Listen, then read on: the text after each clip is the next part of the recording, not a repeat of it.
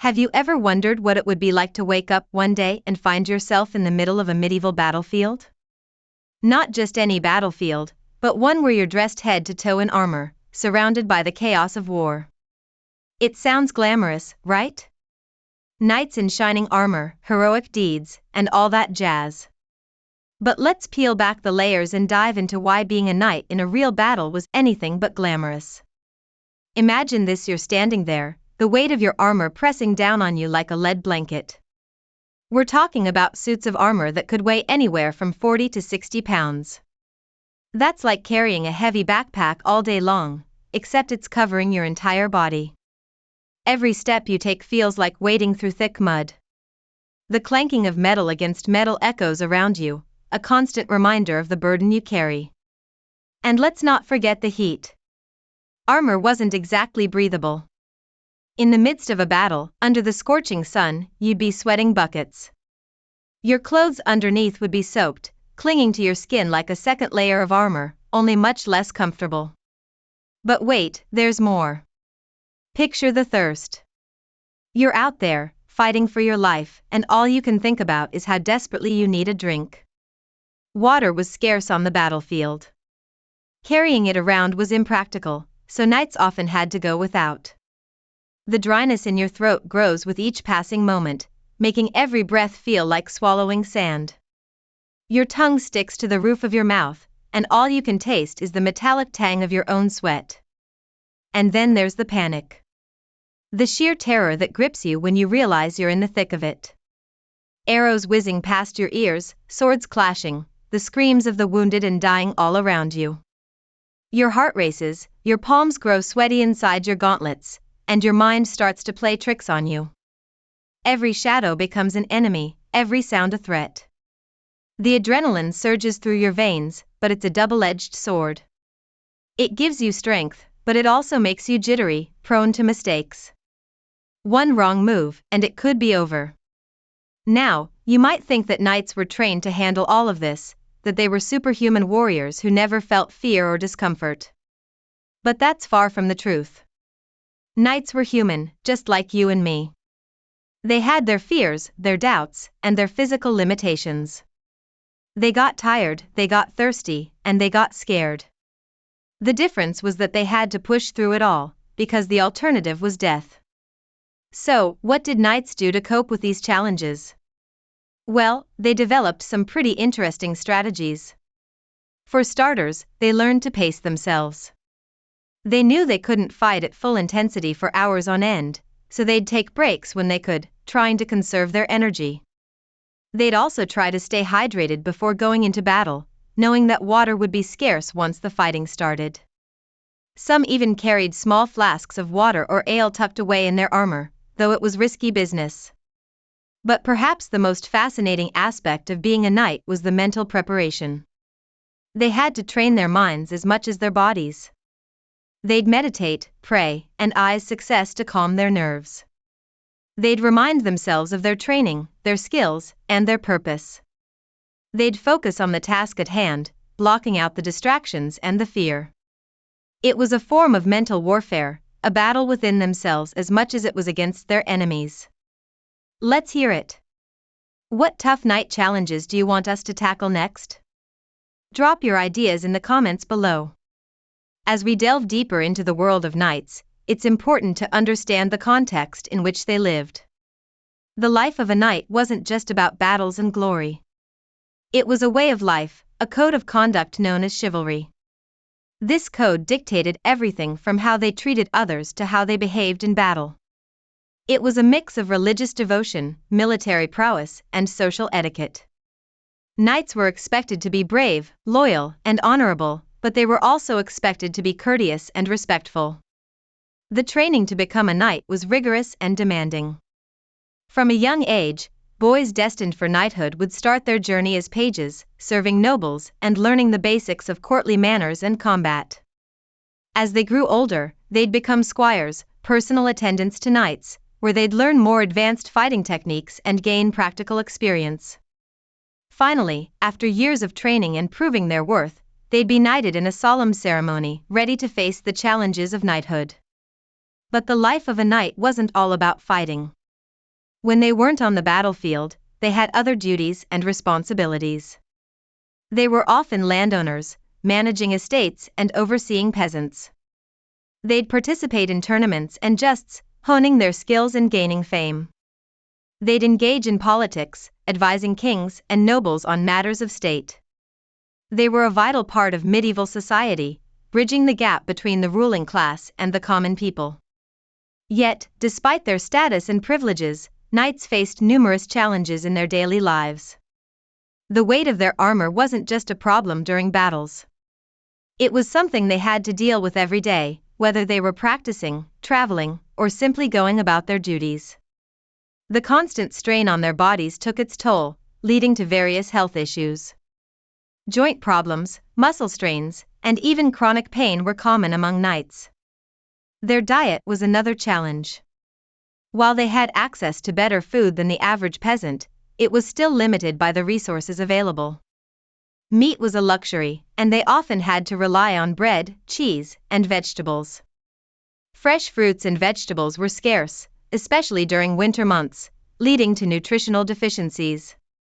Water was often contaminated, so they'd drink ale or wine instead, which had its own set of health risks. Living conditions were also far from ideal. Castles and fortresses were cold, damp, and drafty. Heating was limited to fireplaces and braziers, which provided little comfort during harsh winters. Sanitation was poor, with chamber pots and outdoor latrines being the norm. Diseases spread easily in such conditions, and medical knowledge was limited. Simple injuries could turn deadly if not treated properly. Despite these hardships, knights found ways to make their lives more bearable. They formed close bonds with their fellow knights, creating a sense of camaraderie and support. They enjoyed feasts and celebrations, indulging in rich foods and drinks when the opportunity arose. They engaged in hobbies and pastimes, such as hunting, falconry, and music, to pass the time and relieve stress. But the true test of a knight's mettle came on the battlefield. Here, all their training, their discipline, and their courage were put to the ultimate test. They had to face not just physical challenges, but also psychological ones. The fear of death, the guilt of taking lives, the trauma of witnessing atrocities, all of these weighed heavily on their minds.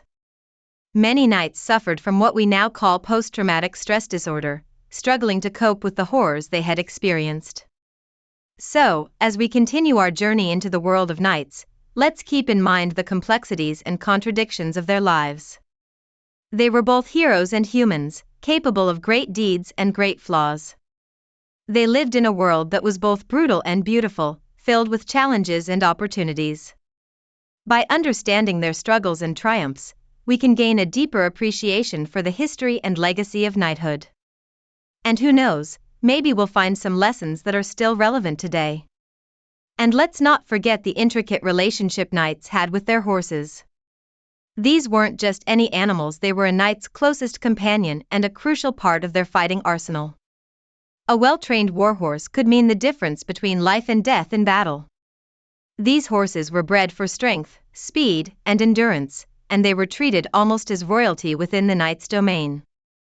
Knights spent countless hours bonding with their horses, establishing a level of trust and understanding that was almost telepathic. They'd spend time grooming, feeding, and exercising them, learning their quirks, their moods, and their limits. A knight and his horse were a team, and their success on the battlefield depended on how well they could work together. Imagine the bond that would form over years of such close partnership. It was a relationship built on mutual respect and reliance. Now, let's talk about the armor itself. While it offered protection, it was far from comfortable.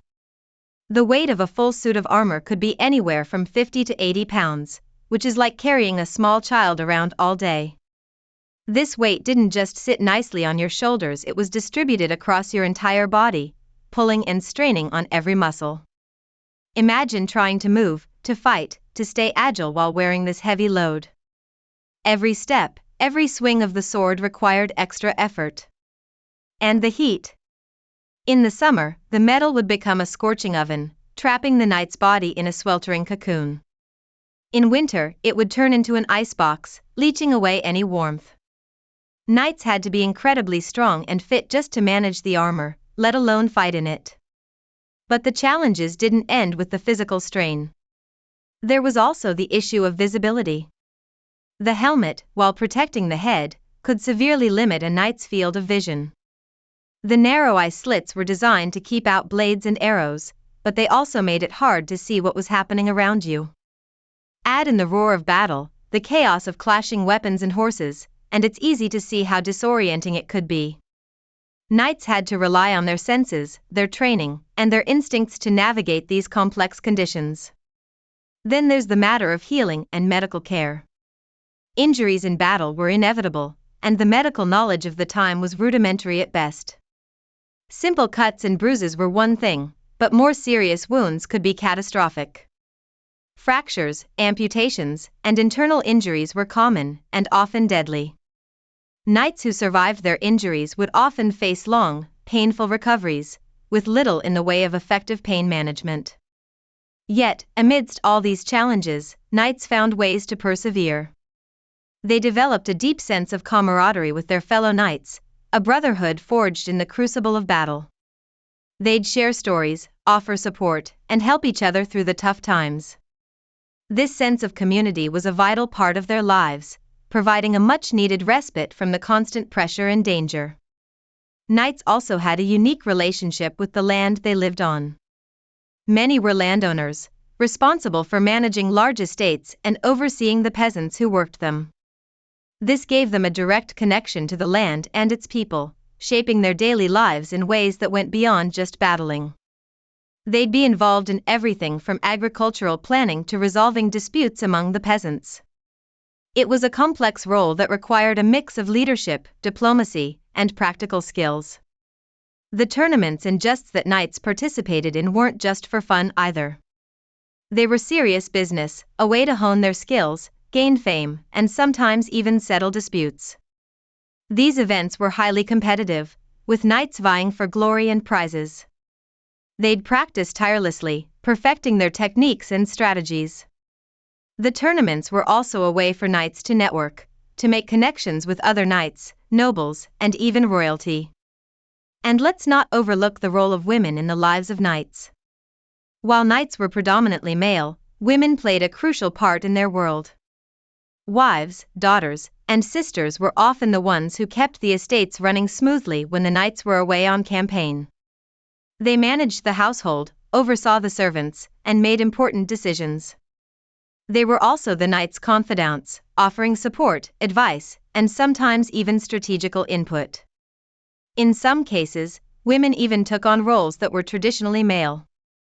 There are stories of women who disguised themselves as men to fight in battles, or who led armies in their own right.